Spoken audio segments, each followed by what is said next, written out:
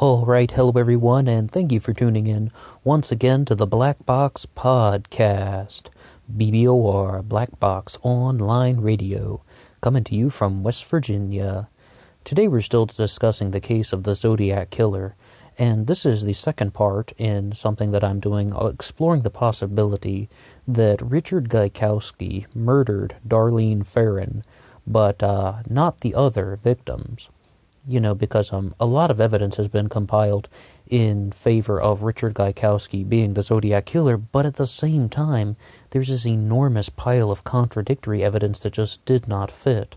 And, I've explored a few far-out theories on this channel. I talked about how I thought maybe Arthur Lee Allen committed the murders, and except he had somebody else write the ciphers and the letters. So it's like, Arthur Lee Allen was the murderer, but he had sort of an accomplice. We've also looked at the possibility, we did a lot with Ross Sullivan as well. But we're going to look at the case of Richard Gaikowski being involved with this.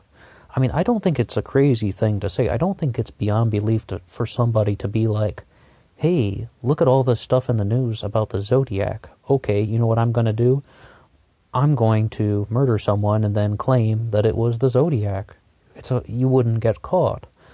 Now, the biggest thing that we have to deal with this Gaikowski thing is, was Richard Gaikowski in the country or not during the times of these murders? Because not only that, we also had his friend stating that he believed that Gaikowski was on the East Coast outside of the Bay Area at the time of one murder, and there's the very famous thing that we've talked about before, was Gaikowski in Ireland.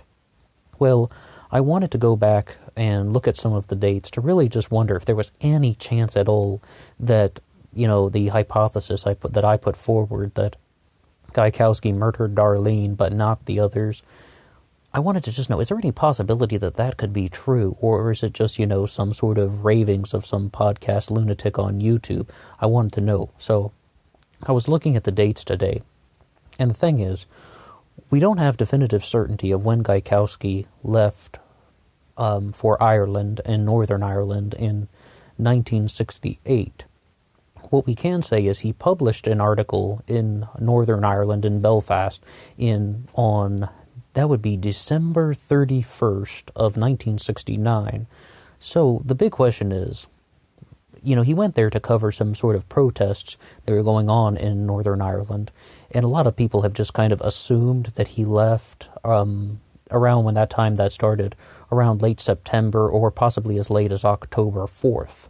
So, I mean, these things are very, very up in the air, and I do not see any sort of firm, definitive evidence that he left actually at that time. But, even on a forum years ago, I read that Gaikowski was out of the country for at least 3 months during this time, from late September to January. Well, what they're saying is, the protest activity kicked off in late September. Gaikowski publishes his article December 31st. We have that in writing. You can see it so many places on the internet. Gaikowski's article, and it was, there's this news clipping that says December 31st, 1969, and Richard Gaikowski's name is right in the middle of the text. So it's like, all right, so that happened. But what we can say is that we don't have an exact date that he would have returned, but the big problem, the whole reason I'm telling you all this stuff is, if that stuff is true, that Gaikowski was out of the country from the 4th of October until January 31st or February 2nd or whenever he would have come back, then he could not have done the murders at Lake Herman Road. It's like, he wouldn't have been able to do that because that happened, what was the date for that? December 20th, if I'm not mistaken. Correct me if I'm wrong on that. But it's just like, he would not have been able to do the murders at Lake Herman Road. So that would just throw off this, that just kind of, what some people say has exonerated him. And, some people have actually investigated him. Goldcatcher turned over his name to investigators. And if I understand the story, that they did go to Gaikowski and they were like, hey, are you the Zodiac Killer? And he provided his passport, and the investigators actually saw the stamps in it that he had been out of the country during that time, so he was cleared immediately. Ken Narlow was someone who has reportedly seen that passport, and they were just like, there's no chance that he was doing that. Or did Gaikowski not commit the murders on Lake Herman Road, and did he murder Darlene Ferrin? If that's the case, I mean, I don't necessarily think that would have, Why am I saying all this? Well, I don't think the enormous pile of evidence in favor of Gaikowski being the Zodiac is as big as people think. But what I think the pile of evidence suggests is everything's pointing toward Darlene.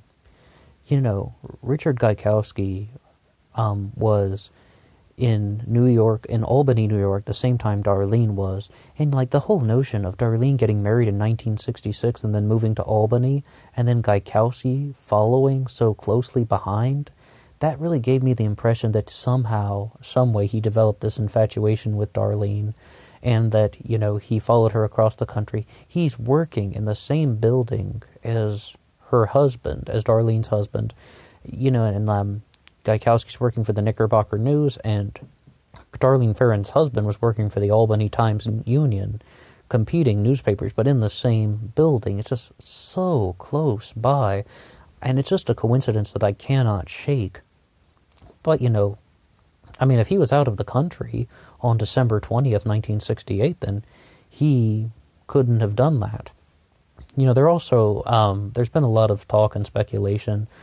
What if the thing, you know, about people witnessing his passport is incorrect? What if that is something that is not true, and that Gaikowski actually came back to the United States much earlier? I mean, does he have to actually be physically present, you know, on January 31st for them to put the article into the newspaper?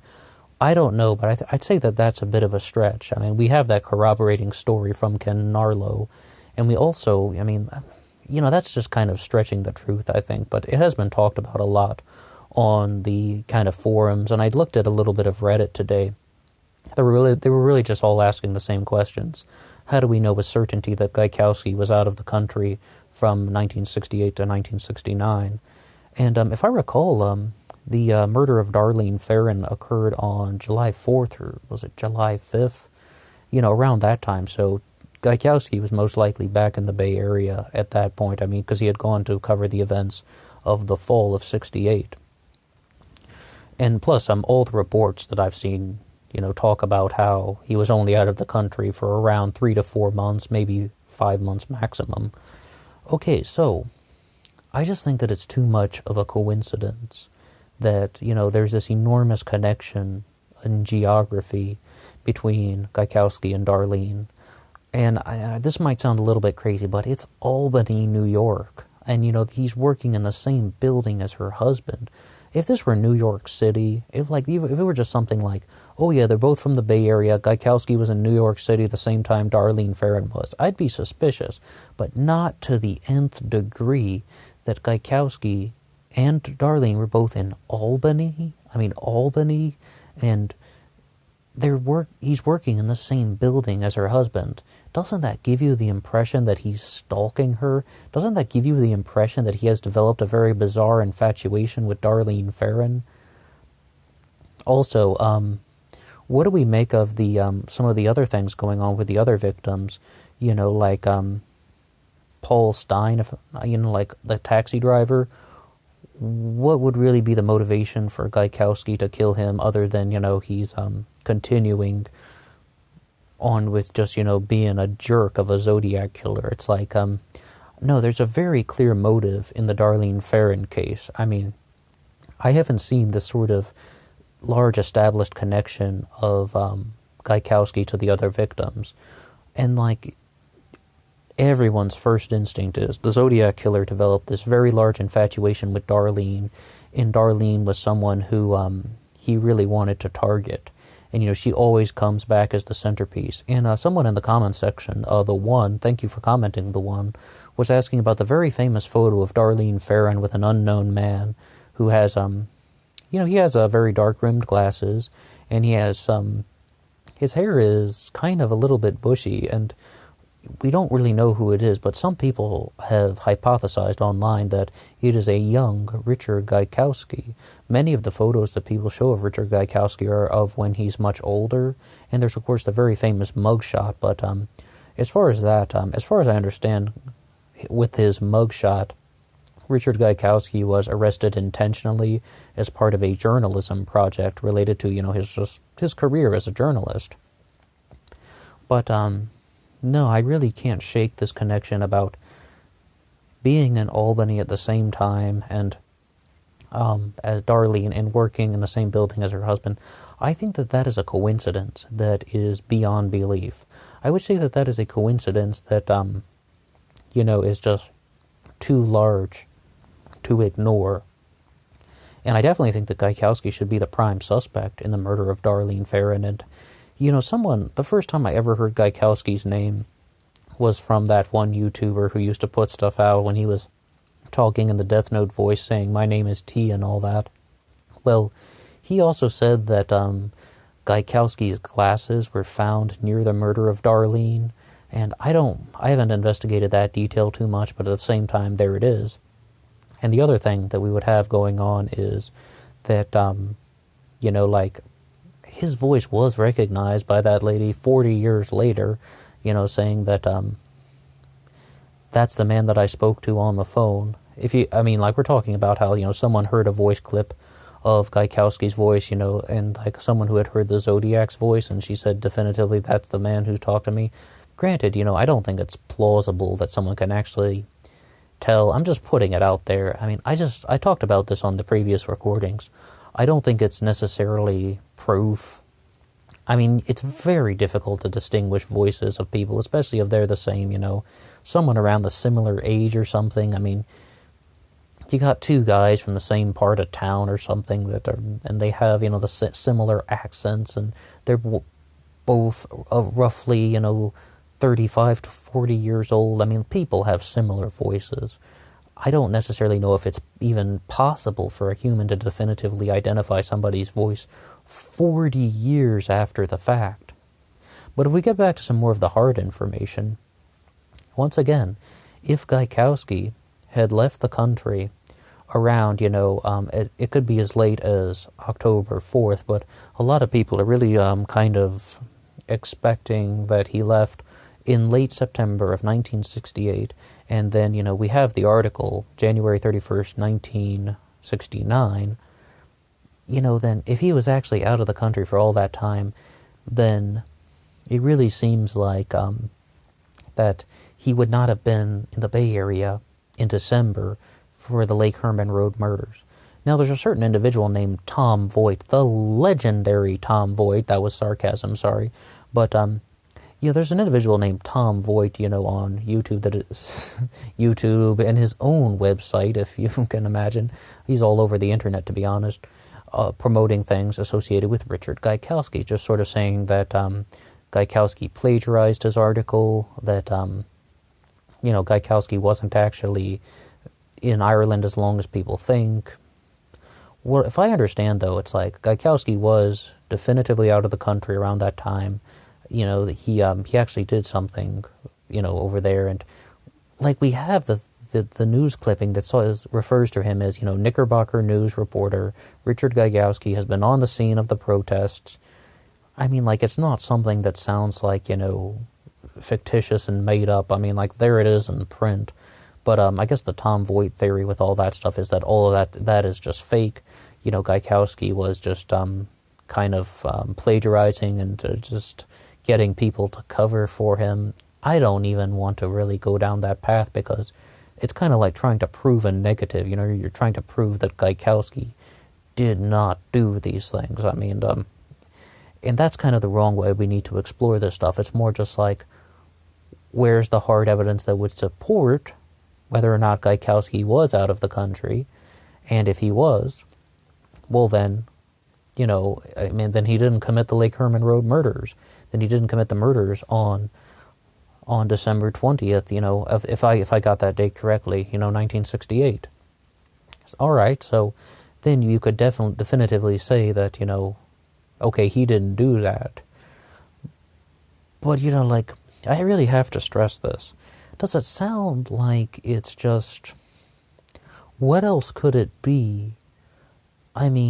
What else could it be? The Bay Area is not as small as we think it is. And you have a guy who is following Darlene Ferrin across the country, who is like, working in the same building as her husband, and then she ends up dead.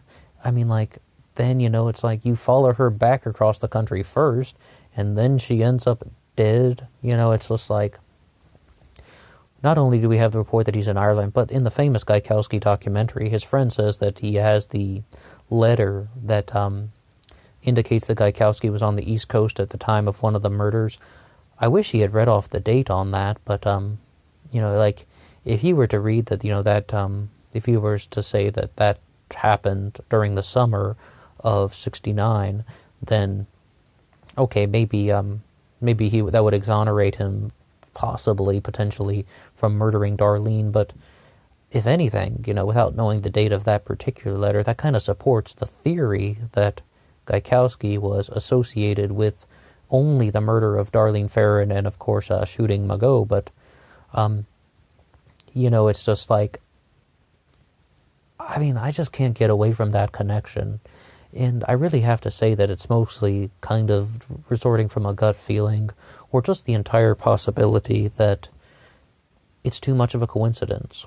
When we look at some other things, though, I was just looking at the ages of the victims at Lake Herman Road, and I wanted to say that, now correct me if I'm wrong again, but weren't they both in their teen years? Like, weren't they both teenagers?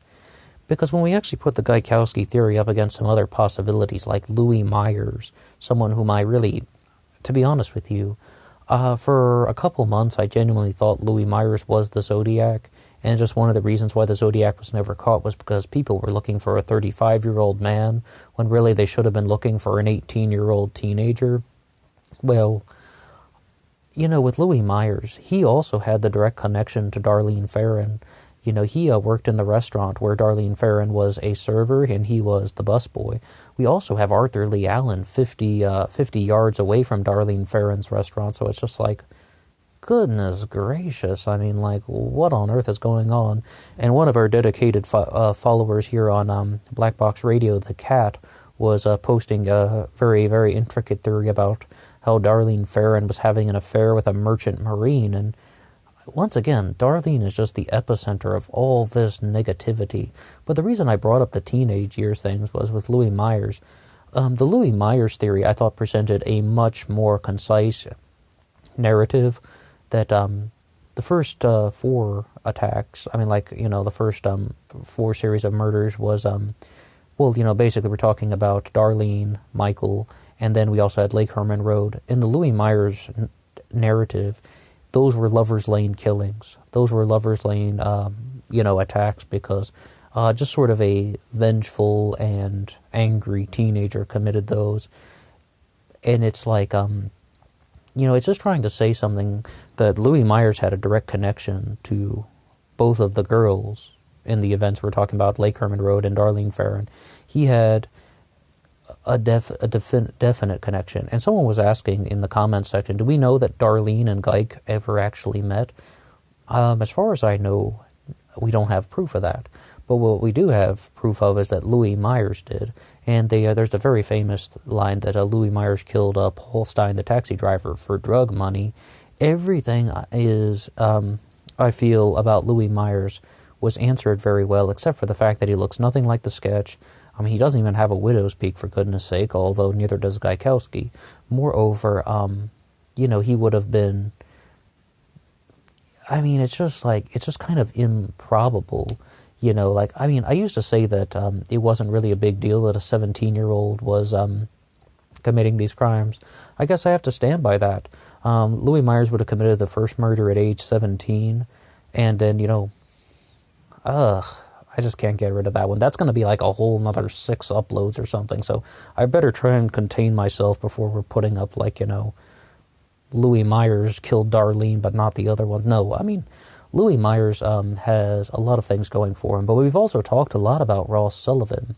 Now, what I would say is, Ross Sullivan should be the most definite suspect in the murder of Sherry Jo Bates. I don't know what else to say about that. That's also, one way of looking at it. It's like, as far as I know, the Richard Gaikowski theory is completely eliminate Sherry Jo Bates as well. But Ross Sullivan should be the prime suspect in the murder of Sherry Jo Bates. But we don't have definitive proof yet that Ross committed the other murders. There's some very large things that are in favor of Ross Sullivan being the Zodiac killer. I mean, not only matching the sketch, but strange behavior, just the sort of always wearing military boots and the boot print found at the scene, taking the cryptology class, which leads us to the ciphers. So many things were pointing in favor of Ross Sullivan, but what if it was Ross Sullivan committing all the murders except one, and Richard Gaikowski murdered Darlene and just passed it off as the Zodiac killer? And that's the hypothesis that I want to present in this particular upload. Gaikowski murdered Darlene, but he didn't commit the other crimes, because I think he should be the prime suspect in the murder of Darlene Ferrin. I just get the overwhelming feeling that, he had some sort of, obsession with her. He follows her to Albany. He follows her back to the Bay Area. That doesn't sound like a coincidence to me. That sounds like, somebody who was really trying to get this girl. But the reason I brought up Louis Myers as well was both of those things just seem like, kind of a revenge, jealousy. I was about to say crime of passion, but more like a crime of envy, crime of jealousy, something down that line. So, I mean, if I sound completely crazy about this hypothesis that Richard Gaikowski murdered Darlene Ferrin but not the other Zodiac murders, please tell me, please contradict me, please challenge me, tell me every single way that I am wrong. But, when it comes to this, I don't think it's something that should be ignored. And, we've talked about how Ross Sullivan should be the prime suspect in Sherry Jo Bates. Well, Richard Gaikowski could be the prime suspect in the murder of Darlene Ferrin. And right now we're not at something too complicated. Then the biggest question would just be who committed the other murders. And, I don't know about that. I really don't know. What are the chances that, Gaikowski and Darlene did not know each other, had zero contact, they had zero connection, and she becomes a victim of the Zodiac killer, and he becomes the prime suspect, and no one's even made the connection between the two of them yet? What are the odds of that? I mean, that just seems astronomical. It's just like, I just don't really know what to say about that. What I can say, though, is we do believe that there was the possibility that Gaikowski was also sent to a mental health hospital for a while, the same way Ross Sullivan was, but Gaikowski was in a mental health hospital, so that could, show that he was somewhat of an unstable individual. Moreover, I just don't think it's a crazy thing for somebody to think, like, oh, if I were to murder somebody and then try and pass it off as the Zodiac killer, well, that would be one way that I wouldn't get caught. I don't think that that's the craziest thing in the world, and somebody like Richard Gaikowski just seems to have the personality that would pull that off. Well, that's my little rambling about the possibility that Gaikowski murdered Darlene Ferrin, but not the other victims. What do you have to say? What do you think about that? Drop a comment below, challenge me as much as you can. Thank you so much, and until next time.